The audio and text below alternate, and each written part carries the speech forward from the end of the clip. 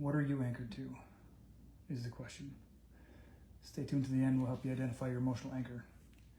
What's up, Secoya Nation? Doc Schilling with today's Daily Insights, and this is take 2 because last time I ran it this afternoon, the microphone shut off. So here we go again. So what is an emotional anchor? So if you can think of a time in your life when you heard a song or smelled something like cookies baking, or you have, it's a time of the season. So basically anytime you have an emotion associated in the psychological world, it's called emotional anchoring.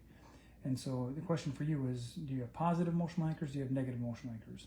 Because it doesn't have to be like the song came on and I felt amazing, or I smelled the air when I was out for a walk and it reminded me when I was a kid and the great times I had then, or, you know, grandma used to bake the best cookies, and I'd smell cookies and I'd be transported back there and it would have provoked that emotion you felt back then.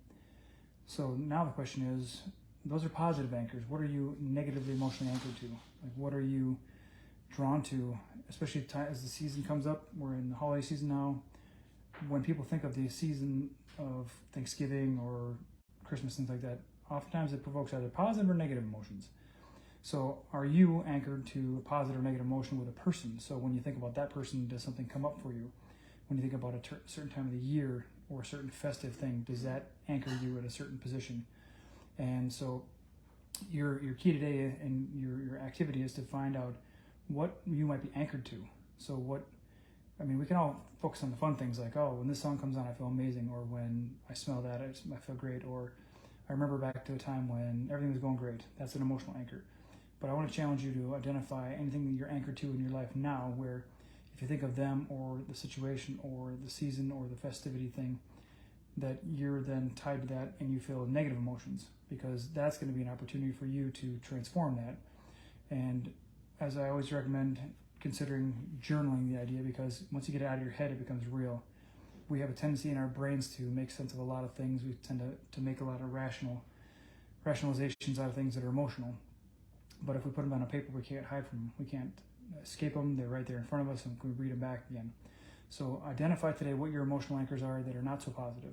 Whether that's you go to your in-laws for Christmas, or your mother nags on you because New Year's coming around and she wants to lose weight, or who knows, whatever your negative emotion is or your negative anchor. But that's your opportunity for today. So reflect on your negative anchors. Who are they? What are they? What situations are they? What seasons are they? What holidays are they? And then go to work by saying, what do I want to feel when I associate a person, a place, a situation, a festive event like New Year's or Christmas or Thanksgiving. And then you'll be free of that emotional anchor. And then some people say do something physical, so like do tapping or tugging on your ear lobe or something to anchor you into that new positive emotion once you decide on what you do want to feel. So use that as a cue today for your expansion in your life, for your daily insights, and we'll see you tomorrow for the push-ups and the daily insight. Have a great night, guys.